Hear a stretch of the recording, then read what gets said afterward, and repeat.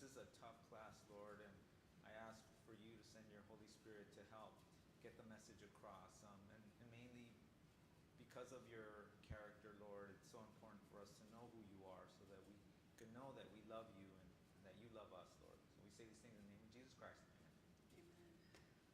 Okie doke. So, the title of the lesson is God Fights for Us, right? And that's such a great lesson because there's, in a couple of ways, I need God to fight for me. All the time. Right? But that's kind of, I don't know, I kind of feel like it was a little mislabeled, right? A little off of what it actually was. Especially because of the way us is being used, right? And I'll explain it and you'll see what I'm talking about. Because as I read through it, I was like, that's not what I was thinking when I read the title, God Fights for Us, right? But of course we're talking about Joshua. We're talking about the fights that he had, right? So really what this is trying to answer the question is, what does God actually fight for? And how does he fight, right? Because it's not an automatic God fights for us. It's not automatic. It's not just, oh, you're part of this group, I'm going to fight for you, right? There's more to it. It's more complex than that, right? Because it doesn't always line up. God doesn't say, okay, I'm with this nation and I'm going to support them. Just like a lot of people think that, or like maybe sports teams are praying for a victory, right? Like, oh, God's with us. Like, why would he be with one team versus another, right? It's kind of silly, right? But it's the same with nations, Sometimes there's wars and one nation, they're both praying, but they're praying for victory. And for some reason, if they feel that their cause is the righteous cause, they're going to feel that God's on their side. But the reality, this is not what that's talking about. And I'll as I get into it, I'll explain. This is a very important topic because it deals with a very controversial subject matter, right? Yeah. It's not one of those things that's cut and dry. It's something that almost seems contrary to God's actual character, right? The character of love, of grace. If you just look at things on the surface, it's going to look bad, right? But of course, God asks us not just to look at something on the surface, but to look at its context. Look at what he's trying to accomplish. Look at the history of what happened. And that's what we're going to sort of explore, to try to put things into perspective so that we're not just looking at the act itself, but what it means in God's greater purpose, right? In God's greater accomplishment and his goal. So, would one of you guys like to read Joshua 10:42, which is our memory text?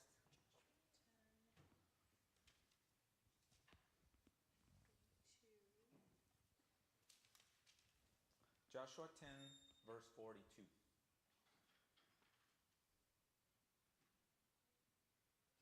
All these kings and their land Joshua took at one time, because the Lord God of Israel fought for Israel. Right. Because the Lord God of Israel fought for Israel, right? So, and if you look, this is Joshua chapter 10, and I actually read the full chapter. And I'll explain later in context, but in the chapter, it's pretty brutal. Joshua is going from town, destroying the complete town. Then he goes to the next town. I mean, he names the towns or the villages or the cities that he's going to, and just completely decimates it. Okay? Everything. And I see the expression on your face. I mean, it's ugly, right? The situation is ugly on any level if you look at what it is. But there's more to it. And in the same chapter, it explains what triggers it. If you read the Bible, you know what's going on. You realize that it's more than just vengeance. It's more than just about victory. It's about something greater. Okay? And so it's really important to know that. And I talked about what does us mean, right? In your mind, what does us mean? What does us? God fights for us. Because it's true, God does fight for us. His people. His people, right? Okay. And what does that entail? What's that? Israel, modern Israel? Well, at the time it was modern Israel to preserve the nation. And I had a talk recently with, I forget who I was speaking with, regarding Israel, my father, that this nation has been through so much through all the years that in reality they should not exist. I mean, with all the persecution that they've been through. Right. So initially it was the physical Israel, Right. but it's the spiritual, his people, us. We are Israel. Okay, so it's key to understand. Ask yourselves these questions as we start to explore the lesson. If it's Israel or modern Israel or, his people, ask yourself why, okay? What is it about God's people that God, what was it about Israel in the sense that God was willing to fight for them, right? Because he was willing to fight for them, right? He said, the Lord God fought for Israel, right? What was it about them why he was willing to fight for them? And was he always willing to fight for them? And if not, why? Right? Was he always willing to fight for them? Always? He may have pulled Always? back, but yes, he was always. Because it's There- prophecy. So according to the lesson, Uh-huh. there was times when God, you're right, he pulled back and he was still with them. Like a parent, but you it watch was- over your kids, you watch them, Yeah. and you watch them stumble, and will they get back up, or do we rush and help them get back up? Right. So in this case, we're talking more like, in terms of his protection over them. And there was times when he was totally with them, right? And there was times when he held back, right? That's a good way to put held back, really. Not necessarily not fighting for them, but holding back. And a lot of it was based on them and their state of mind. Okay? Even within Joshua, there's a time when Joshua they got really prideful and they thought, oh, we're gonna take these guys, we can beat them, we have more people than them, and they lose badly, right? So in that sense, God was not fighting for them, right? You could say that, right? In the sense that he was fighting for them when he was destroying all these towns. He was not fighting for them when they lost really badly. And a lot of that had to do with their state of mind. And for them, and part of the state of mind is their dependence on him, right? Maybe they were fighting, but a reset. He put a reset back in them. Well, I mean, we could say.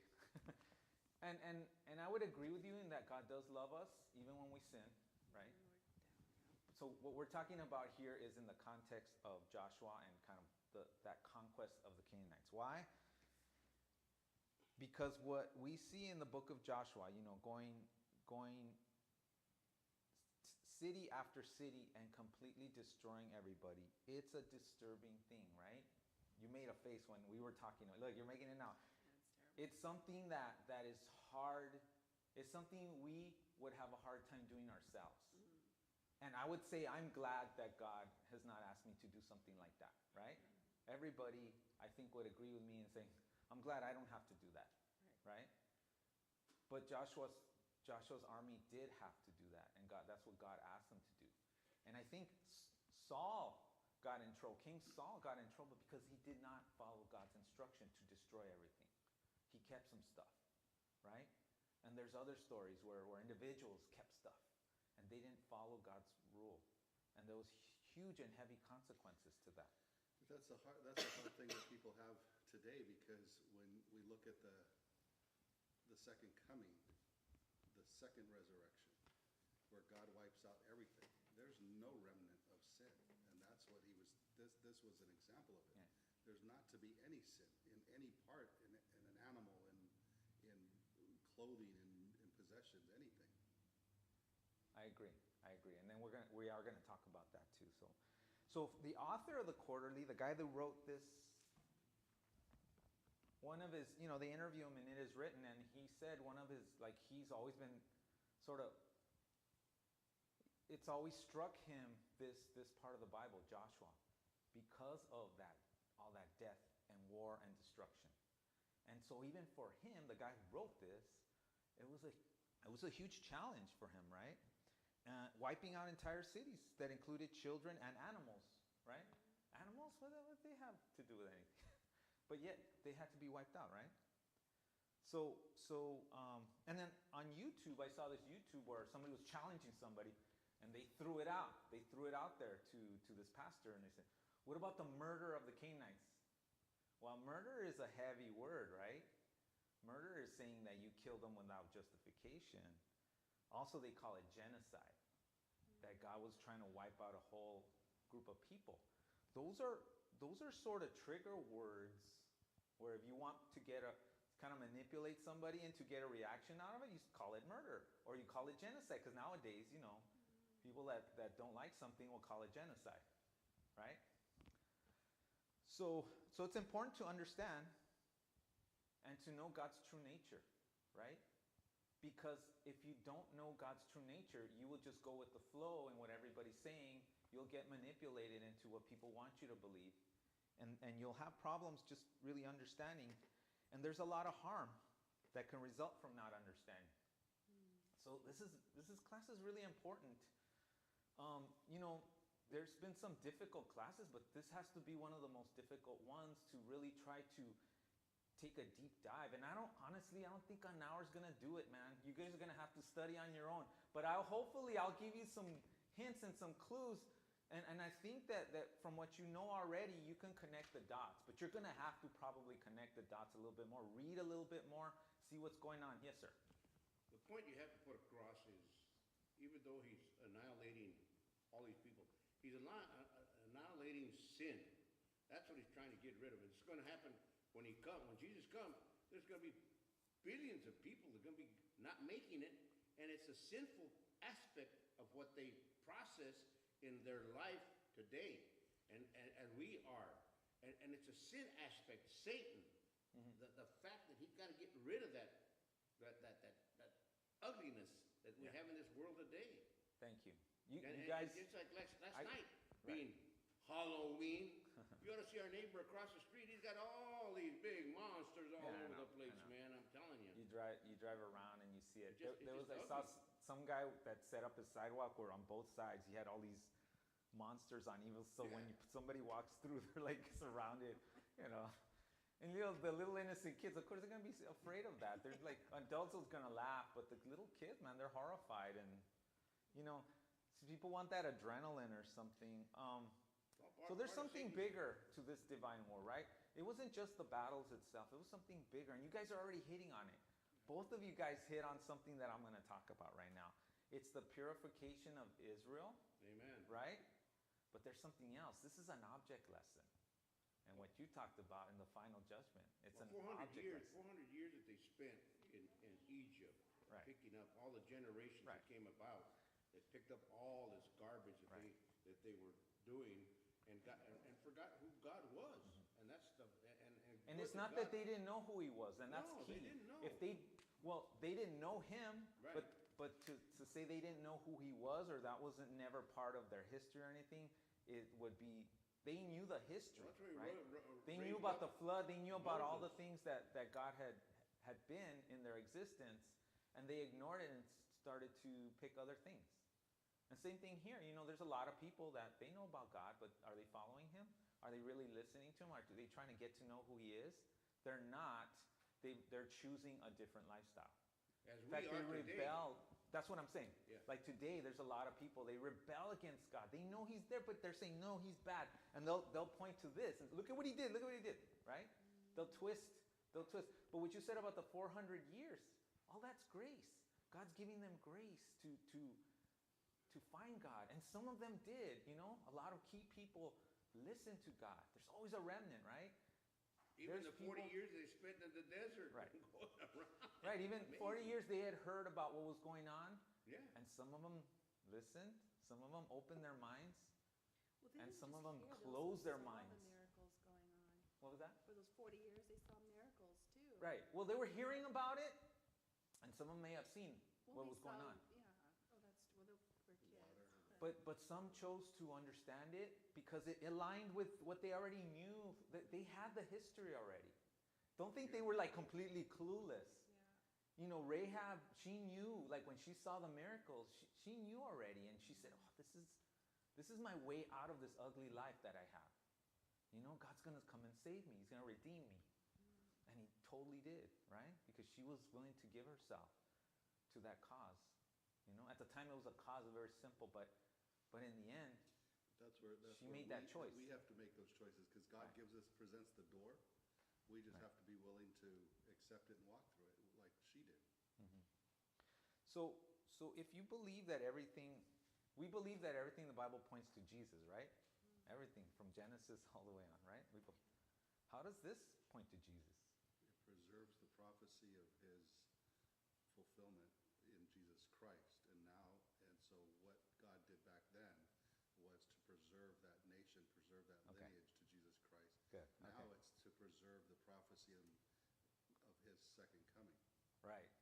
So again, there was a very practical reason, right? He had promised them the land. His people needed a place to be. And they're still there. And he needed an environment where Jesus could give his message and it would be heard and it would be amplified, right? Because it needed to start somewhere in Abraham's bosom, right? And then it would go out to the rest of the world. Right. He needed that. So that was a nation that he needed, right? But then it's also an object lesson, which you talked about, of purifying this earth, right?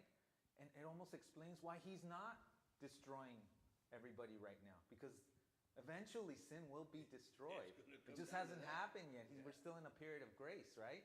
We're still in that 400 years that was given to the Amorites. We're in that period now. We have to decide if you're going to follow Jesus or not before Jesus decides, before it's the time that it's time to purify the world. Okay, and when the world's going to get purified, it's not going to be, right? It's going to be like, it's going to happen. And we may feel like, oh, that's not fair. It's not. You had a lot of time. You could have, you know. He's giving everybody the opportunity. You could have accepted God. You could have wanted a better life. You could have followed God. And you chose this other. Not only did you choose it, you rebelled against God. You said, oh, I'd rather choose this because find reasons to not like God or to accuse him of being, you know, evil or the destroyer, right? So this is what we're looking at. So let's go to Sunday, and if I'm going to need your help, Genesis 15:16. This is a verse that we all know, and we actually just talked about it right now. Genesis 15:16. Would somebody like to read that? When you come into the land that the Lord your God is giving you, you shall not learn to follow the abominable practices of those nations. No, you're reading Deuteronomy 18:9-14. I'm sorry. Genesis 15:16. Oh yeah, you know what? I'm in Deuteronomy. Well, I was gonna ask somebody to read that. Sorry, you should have just kept it. Why don't you keep it on that one? Sorry, I'm gonna make you go back. Deuteronomy? Yeah, Deuteronomy. Okay. Why don't you read Genesis 15:16? And then, if somebody maybe you want to get Leviticus 18:24-30, because that's really important. Okay, Genesis 15:16. But in the fourth generation they shall return here, for the iniquity of the Amorites is not yet complete. Okay, so we already talked about it. So let's, to respect time and get to everything. Those are the four generations, or the 400 years of grace that was given to the Amorites before the land was going to be finally given to the descendants of Abraham, right? Right. So the Amorites had an opportunity to follow God. Okay, they knew about God, but they actually had to, because otherwise, how did Abraham know about God? He knew. They were in the same culture, right? He knew about God. He just chose to follow God. He put his faith in God. So God made a covenant with him, and part of that covenant was the land. And part of that covenant, the land and everything, was a path that led to Jesus. It was the place where Jesus was going to be able to give his message. And then that message was going to be able to bless the rest of the earth, right? So that was the one place that where this had to happen. In order for that to happen, that place needed to be purified. Right. The Amorites didn't get their act together in 400 years. They were going to have to be set aside to make space for Jesus. Okay? All right, so let's go to Leviticus. So this tells you what's actually happening at the time of Moses in Canaan. So go ahead, please. Nice and loud. Defile not yourselves in any of these things, for in all these the nations are defiled, which I cast out before you, and the land is defiled. Therefore I do visit the iniquity thereof upon it, and the land itself vomiteth out her inhabitants. Ye shall therefore keep my statutes and my judgments, and shall not commit any of these abominations, neither any of your own nation, nor any stranger that sojourneth among you. For all these abominations have the men of the land done, which were before you, and the land is defiled, that the land spew not out also, when ye defile it, and it spewed out the nations that were before you. For Okay. whosoever shall commit any of these abominations, even the souls that committeth them shall be cut off from among their people.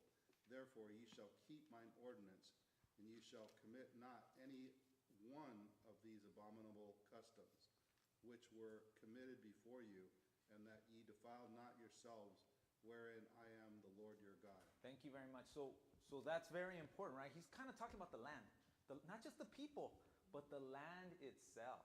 Okay, the land that he promised to Abraham, right, was defiled because of what was going on there. Customs. Okay, is this world defiled? Yes. Big time, right? If you think about it, the land was defiled, and he was trying to purify the land. So you don't purify something and then bring defiled people into the land, right? So he's telling them, look, I'm cleaning this place out, and you guys need to be ready to inhabit. You need to look at my statutes, my laws, which are of his character. And when they enter the land is not going to be defiled. And that was a bigger battle than anything else, right? Because there was always these toxins, these invaders trying to come in. And I'm not talking about invading to kill, but invading to sin, right? All these influences that were happening around them, and they were very attractive to them. Just like they're attractive to us. And people can't wait for the Sabbath to finish because they can go and do their stuff again that they do before the Sabbath or during the Sabbath. It's like it's so attractive to us that we want to do these things. And God understood that in order for us to be pure, we had to get this stuff out of our lives. All right? And it's a battle that we all fight. Am I wrong? They intermarried, they blended the Right. people, and that's what's And they started happening today in our they churches. started to worship their own creations, which were conveniently designed to let them live their lifestyle that they wanted to live, right? And they were so generous that they gave their firstborns. They suffered when they let their kids die. I'm saying it sarcastically because to them, we're going to feel something, but they were killing somebody else, basically, so that they can have the benefits of that death. Okay? That's the sacrifice of the children that they were doing. But anyways, all right, so the land was defiled. Okay, go ahead and read Deuteronomy 18:9 and 14. These are very important because it tells you why it was so necessary to purify the land. The land was pure garbage. It was being used, yeah. Deuteronomy 18:9. When you come into the land that the Lord your God is giving you, you shall not learn to follow the abominable practices of those nations. There shall not be found among you anyone who burns his son or his daughter as an offering. Anyone who practices divination or tells fortunes or interprets omens or a sorcerer or a charmer or medium or a wizard or a Necromancy. Whoever does these things is an abomination to the Lord. And because of these abominations, the Lord your God is driving them out before you. You shall be blameless before the Lord your God. For these nations which you are about to dispose, listen to the fortune tellers and to the diviners, but as for you, the Lord your God has not allowed you to do this. Amen. Okay. So we talked about the land, now we're talking about the people, right, that have to purify themselves, right? We talked about consecration, we talked about, getting the people prepared to go in there and not do the things that they did. They had to purify themselves before going in there, right? And one thing this tells me is that God is not playing. He is not playing around. He is not compromising. He's not saying, as long as it's not on Sabbath, it's okay, I guess. That'll be okay. He's not saying that, right? He's like, do not do this. Even somebody you know shouldn't be doing this. Like, tell them not to. Don't endorse Ouija boards and all this stuff that people are messing around with today, look out. Right. So let me read Ezra 9. Oh, so let me talk about this. So I was looking up the word soothsayers. What's a soothsayer? Somebody who foresees the future. So you talked about that in your interpretation. A sorcerer, magician, spells, witchcraft. A lot of people wanted to know what was going to happen in the future. So they supposedly talked to their relatives or whatever who were supposedly dead, but they were really talking to demons. So if a demon tells you somebody's going to die, what do you think is going to happen that they're going to try to do to make it happen?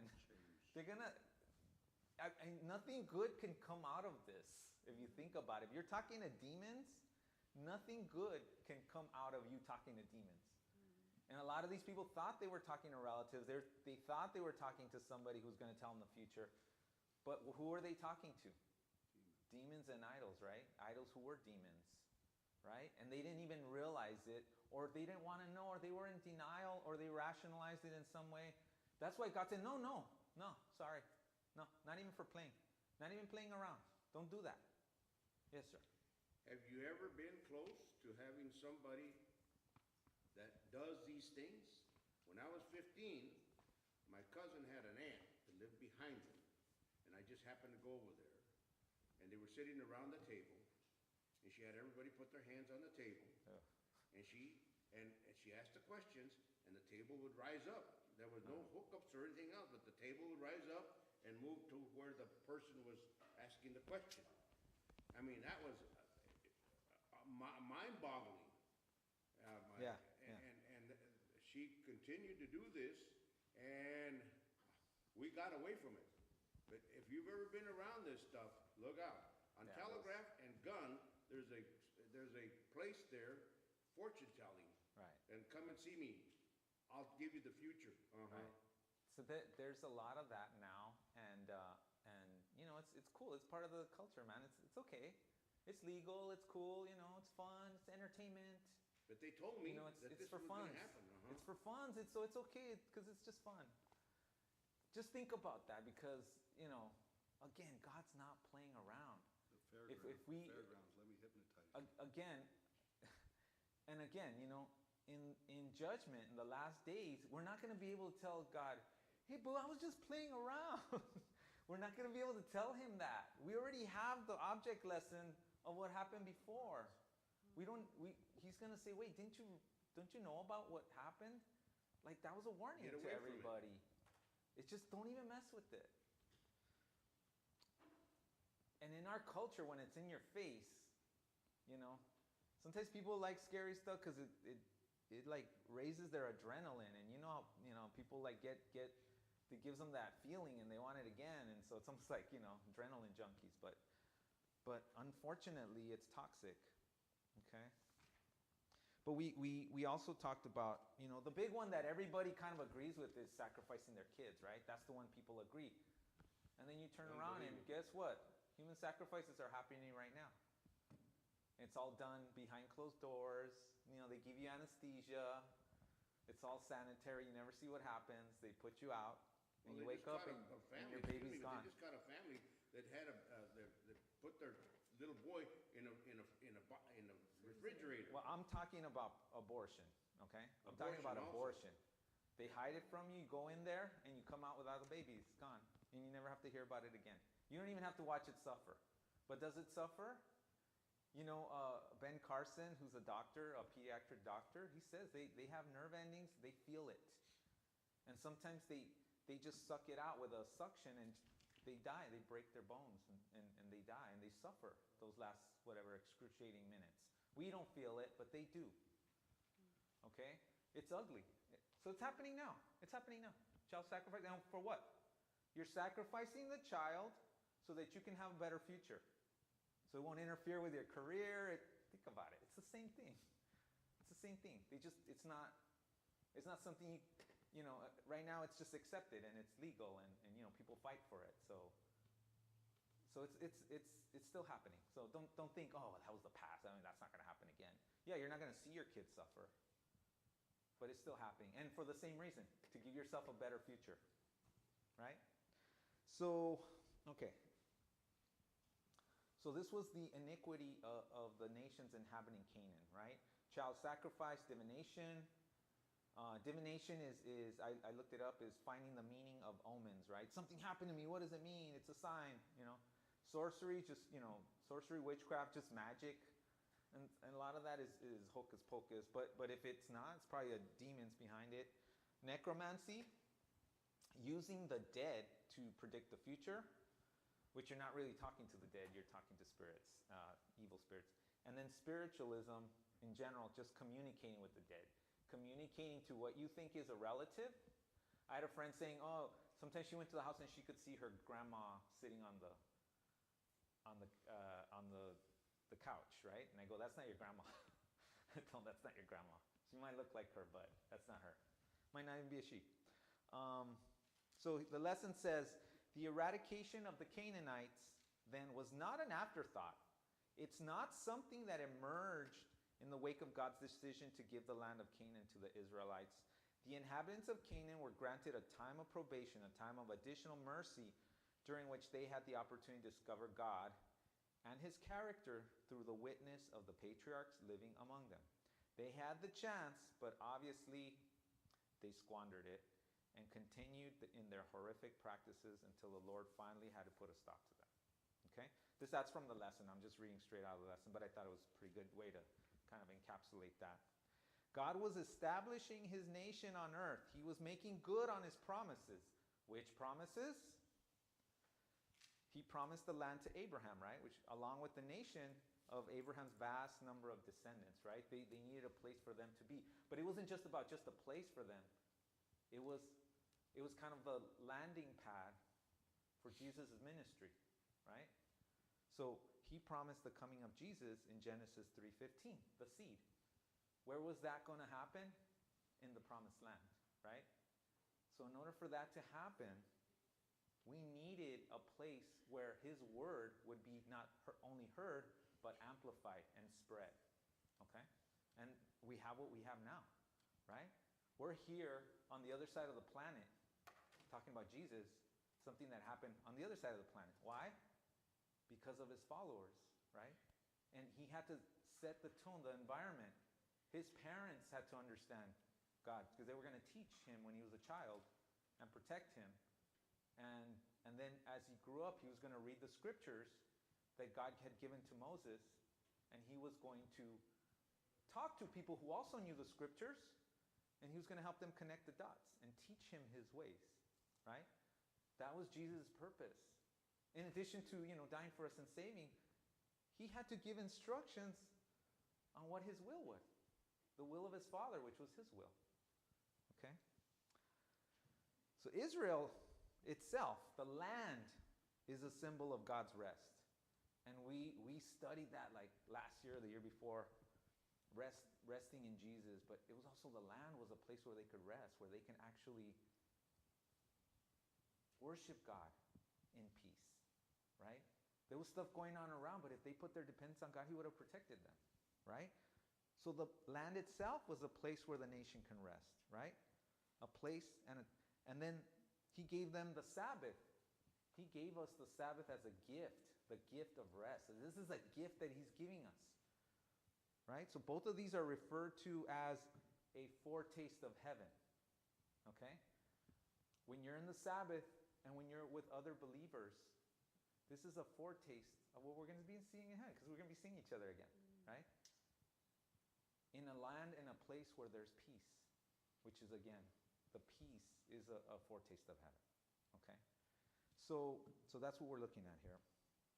And God was preparing for the coming of Jesus. And what was he working with? He was working with a people who were former slaves and now free, but a lot of them did not fully know God's character as well. They were learning, right? And they were still susceptible to what was going on around them, right?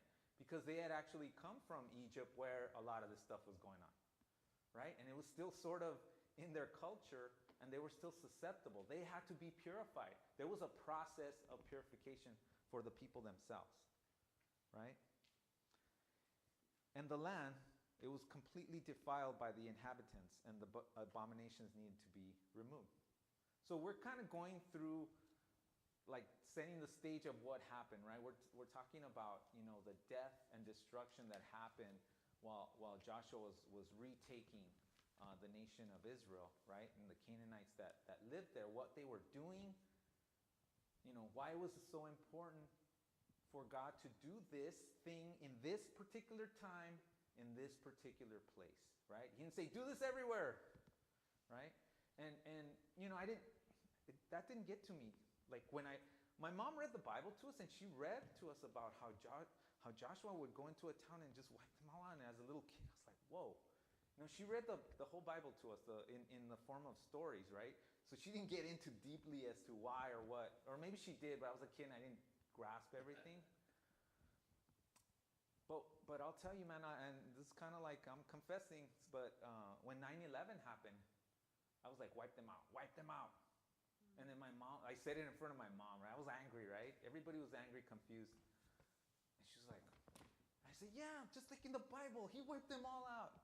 And my mom was like looking at me all horrified, right? I don't remember her answer, but she was like, no, you can't, no, that's not right. My mom had the heart of Jesus, right? She was like, no.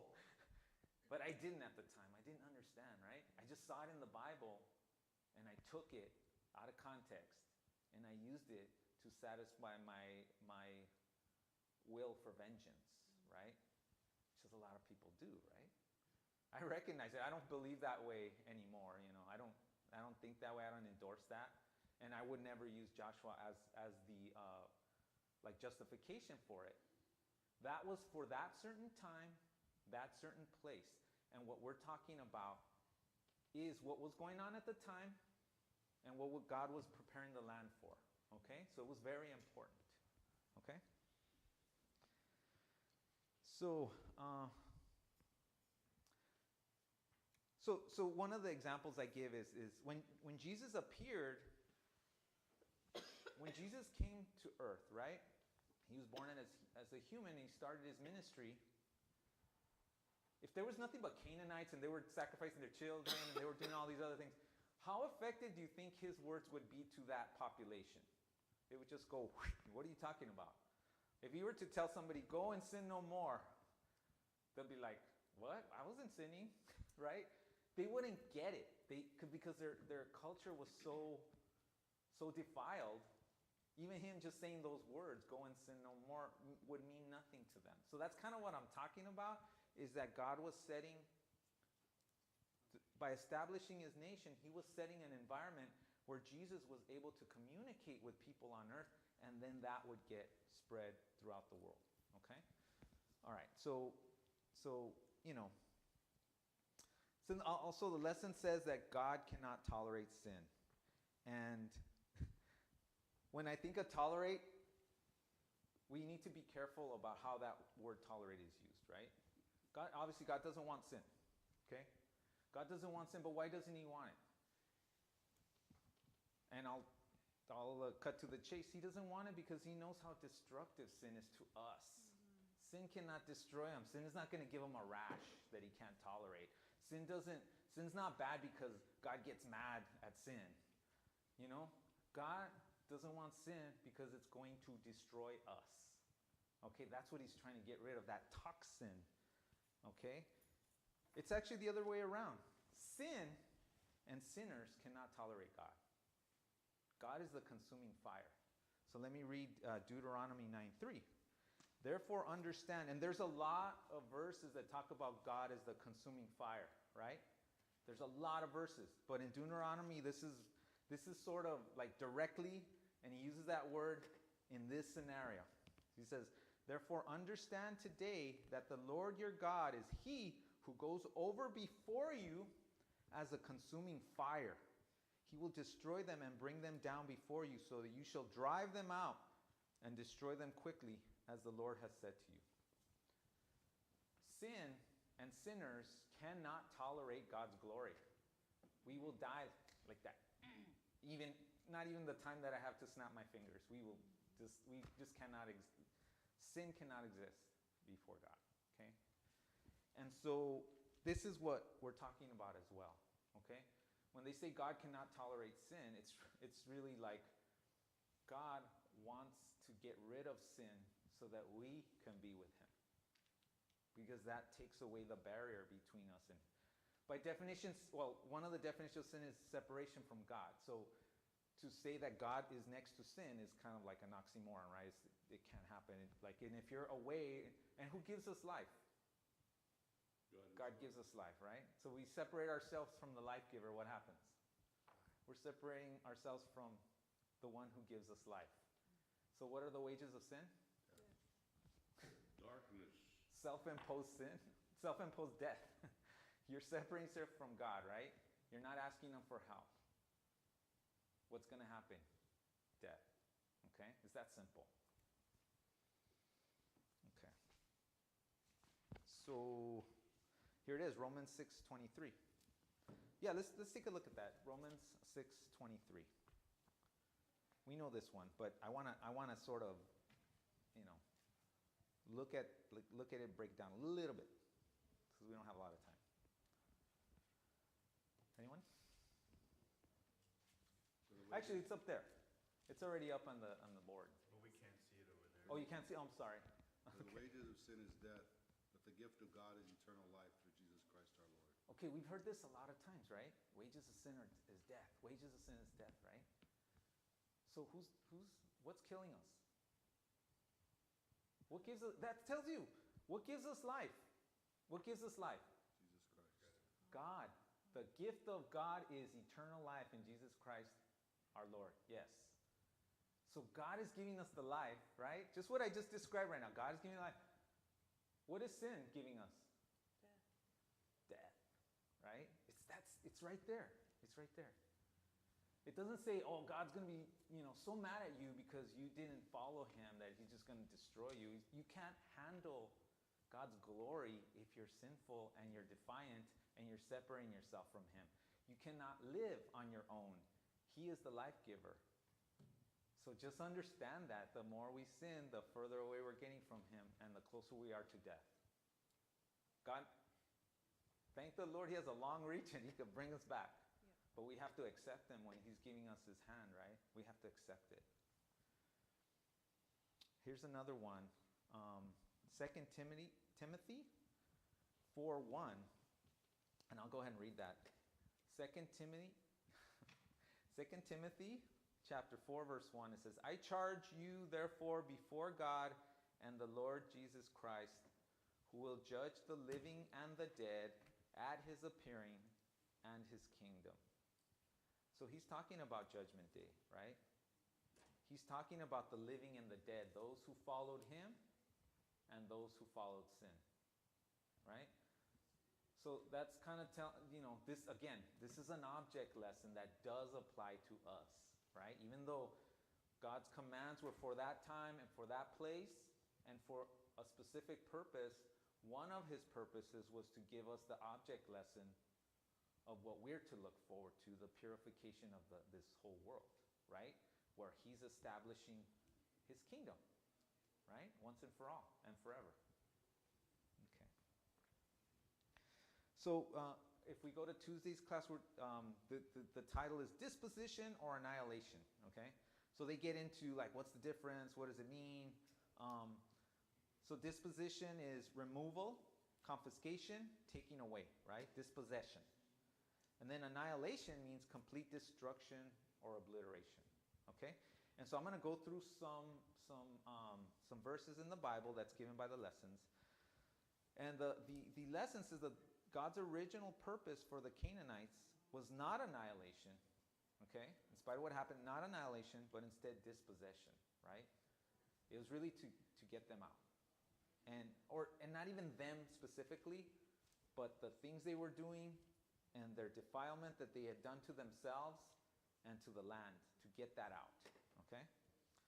So in Exodus 23, 28 to 30, it says, "And I will send hornets before you, which shall drive out the Hivite, the Canaanite, the Hittite from before you. I will not drive them out from before you in 1 year, lest the land become desolate and the beasts of the field become too numerous for you." So he didn't want to send them out too early, because then there would be nothing to take, right? So part of it, he was trying to preserve the actual fertility of the land.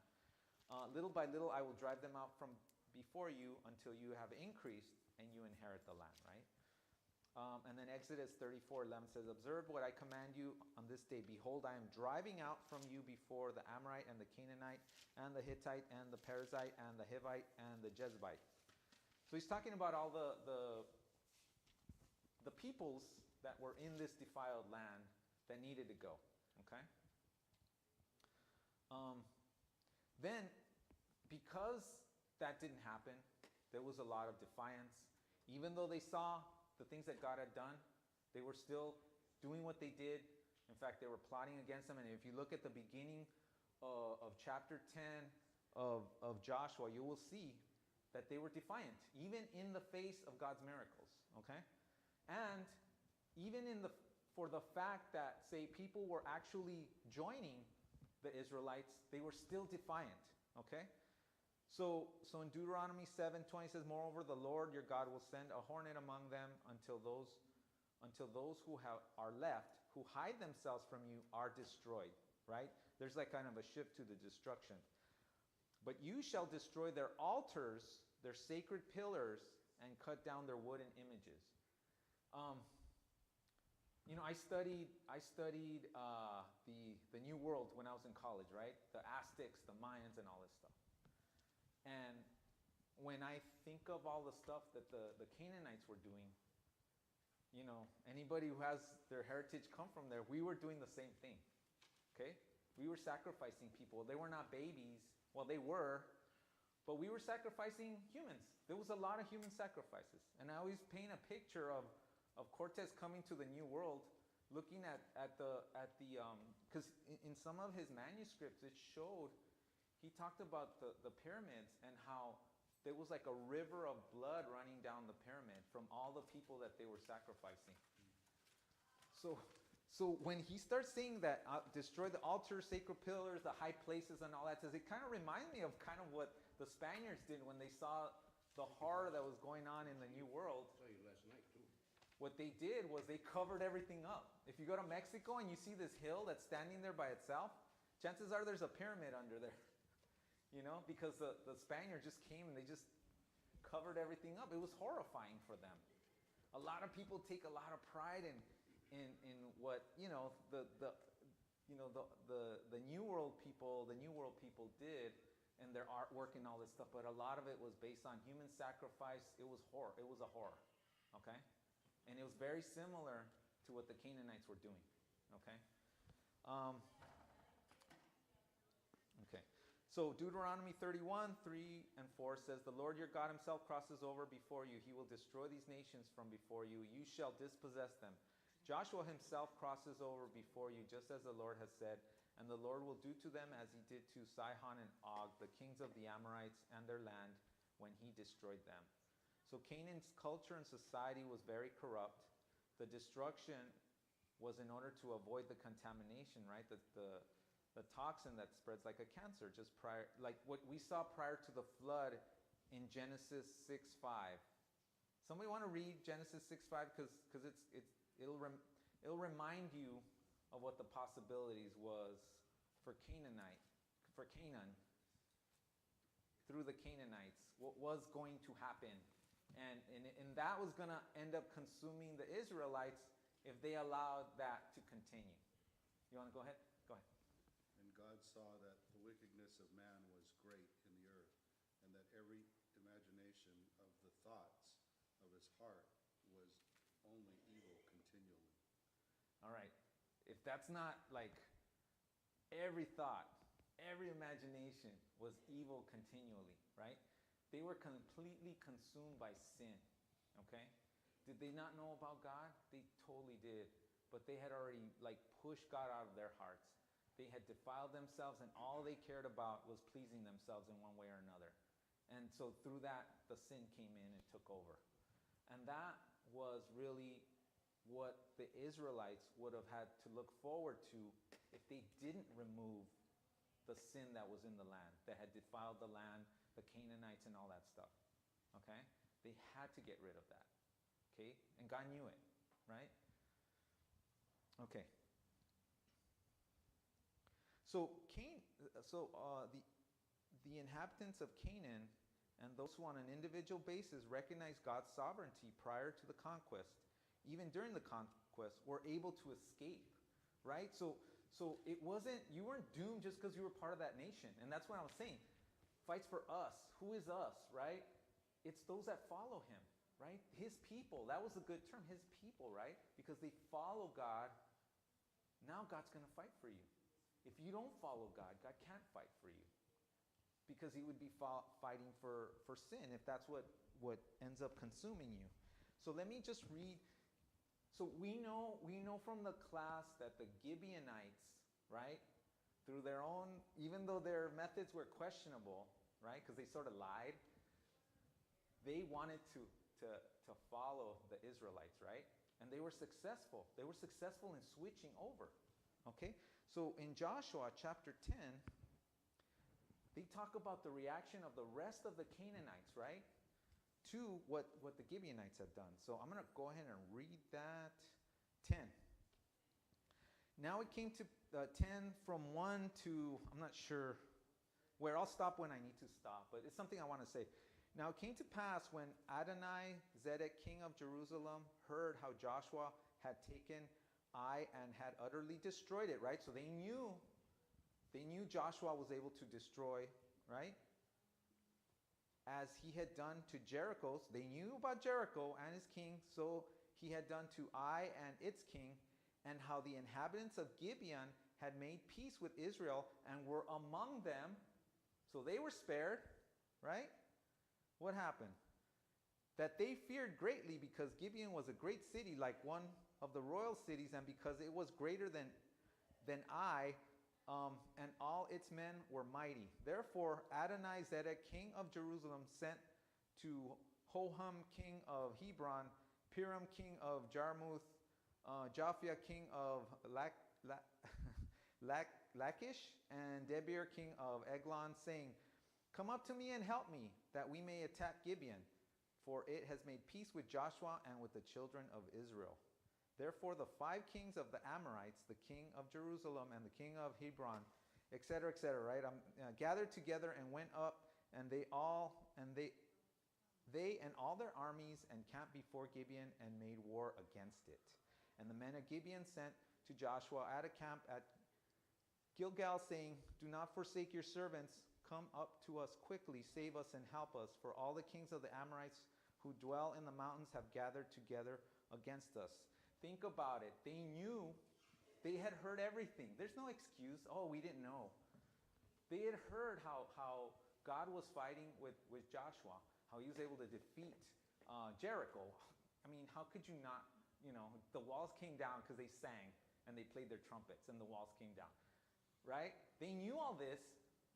They knew that there was a force that was helping Joshua, that they knew it was God. They just did not want, they were just defiant. No, we're going to defeat them. Okay? This was defiance. This was like, we do not want to hear it. We don't want to hear how successful Joshua is. And because the Gibeonites had sided with them, they were going to attack them. Maybe to show everybody that God really doesn't exist or something like that. I don't know why they did it, But that was part of their defiance, where they did not want to join with God. Even though they had an example of a village that did join them, or a nation or a city that did join them, and then they saw Jericho that didn't join them. They saw the difference. Who did they pick? They picked Jericho, right? We're with Jericho, right? So then it starts, and then because of that, they wanted to destroy the Gibeonites, right? So God fought for the Gibeonites, okay? In spite of the way they became part of the Israel nation, in spite of that, God was still with them, right? Because their heart was, they wanted to join them. And then, so they wiped out all these kings, right? They even executed, they killed them. Then they proceeded, after that is when they started to proceed to go from town to town and wiping people out. Because they knew that the culture of those places they didn't want to hear about God. They were beyond his reach. Even when they saw the examples of what was successful and what wasn't, they knew who God was, but they still chose to defy him. Yes, sir. We have to realize that we have a positive power of God that was working with them, but yet you're asking, why didn't they come to God? Because Satan was there. Satan was the evil one that was moving them to destroy or not accept God's beckoning of his love.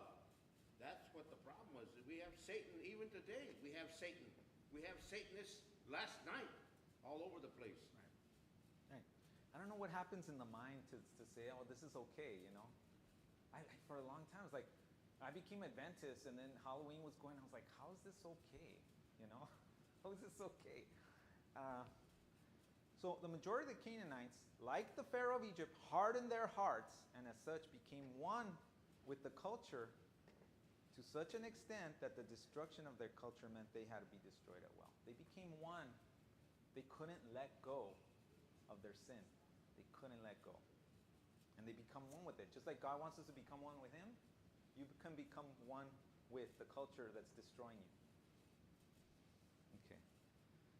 So we have to look at all that, okay? We only have a couple of minutes, and we don't have a lot. So there's just a couple of points I really, really want to make. And so in freedom of choice, there's choices to be made. We know that Rahab made a choice, right? Well, we talked about the Gibeonites, right? And even at their own peril, they chose the Israelites, right? They chose God, right? They didn't know exactly how to be one with him, but they were heading in that direction. And God's like, okay, that's good enough. Come on. Rahab, again, not a perfect person, okay? She ended up being within the lineage of Jesus, right? Her descendant was King David, right? King David came from Rahab. Sorry. So because they were willing to move towards him, he was willing to take them. He had that grace, right? That love and grace. He wasn't going to destroy them. Not only her whole family. And if we look at Sodom and Gomorrah, we look at Nineveh, they were willing to accept God, and God took them. Okay, that's good. Sodom and Gomorrah, he was able to take Lot. He was able to take Lot and his whole family, even though they were not, he still saved them. But the rest, the story of Sodom and Gomorrah tells you just how far gone they were. That they didn't, they're angels there, and all they could think about is their sin, right? Instead of marveling at God's creation, they just wanted to do stuff to it. So it's really important. And then there's the other one. Another example is given Achan. He was with the Israelites, but guess what? He chose to get away, to defy God's instructions. And guess what happened to Achan? He died. He died. He was destroyed. He was killed by his own selfishness and sin, right? He's the opposite. So when we say again, God fights for us, God fights for us if we are for him, right? If God is with us, who can be against us? Same thing. If we're with God, God is with us. Okay? If we are with God, God will be with us. Okay? Don't let we're all sinners. Don't let your sins hold you back from reaching out to God, right? Don't let your own sins, because He has the ability to clean you, to take those sins, and to give you a better life, to purify your heart instead of hardening your heart. A lot of people, oh, well, I'm a sinner already, it's over, I can't be saved. They're hardening their hearts and pushing God away. And because of that, God's not going to be able to save them. But if you embrace God, just like the people in these examples, you will see that God is open to bringing you in. He wants to save everybody, right? And that leads us to Thursday, which is Prince of Peace, right? The fate of the Canaanites is an object lesson for the last days, right, which we talked about. God needs to prepare the world for establishing His kingdom of peace once and for all and forever. In order to do this, there must be a purification that entails a removal of sin and all those who embrace sin. This is the judgment, okay? We have the same abominations that existed in Canaan, right? We have infanticide. We have a sacrifice of children through abortions. We have spiritualism through Halloween. We have idolatry through entertainment and other forms of idolatry. We have divination, people like card reading, like what you guys said. And they're very attractive.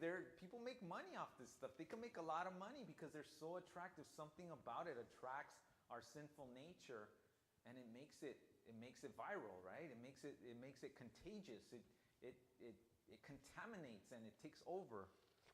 So the same attraction of the Canaanite religions and culture, they're very seductive and contagious, right?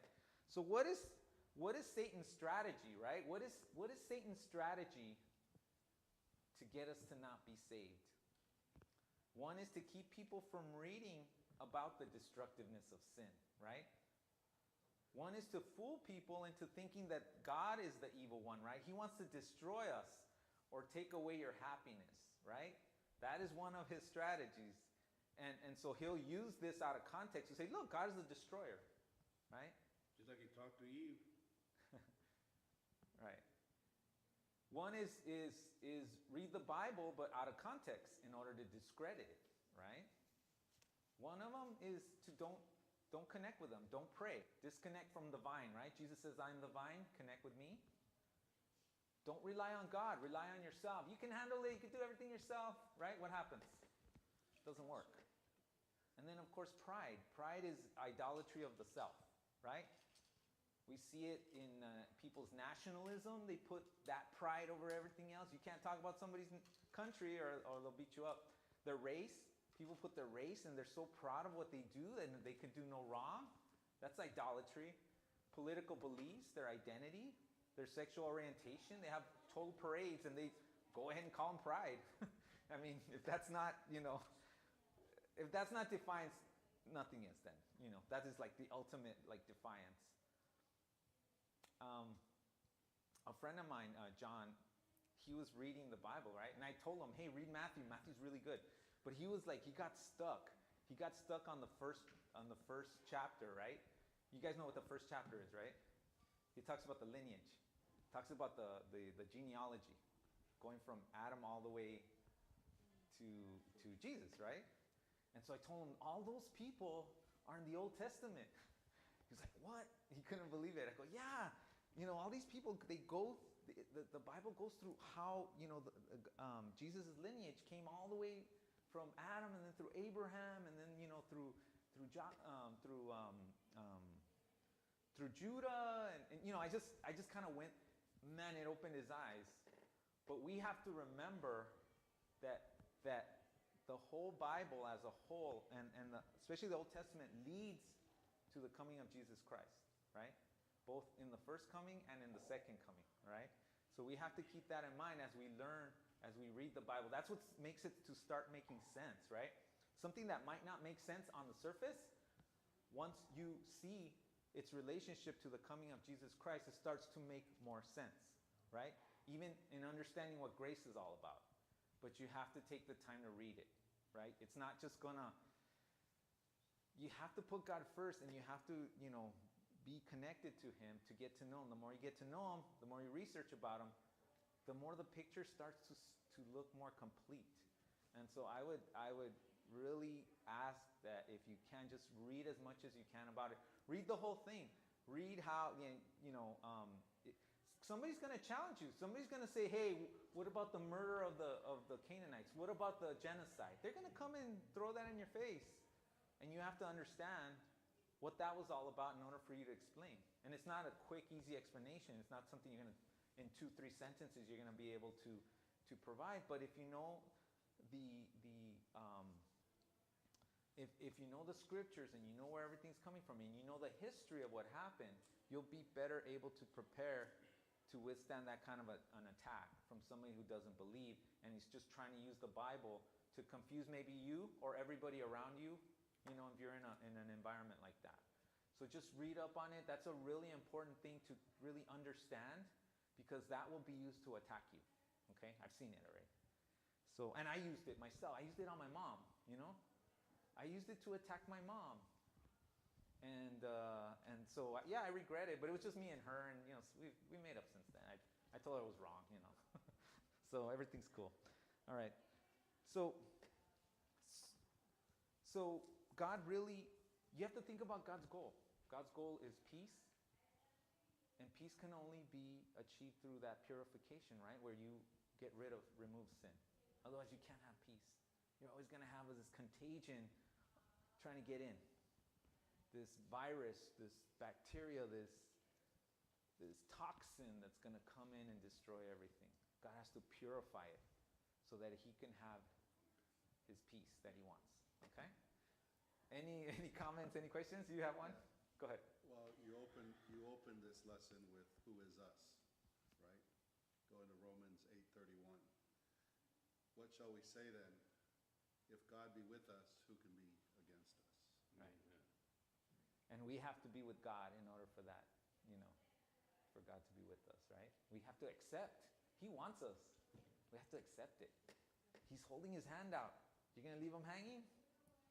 He's holding his hand out. Somebody holds their hand out. It's not cool to leave him hanging, right? And he's doing that for us, We have to embrace him. We have to, he can bring us closer to him. So, thank you for that. Thank you for that. Okay, let's bow our heads.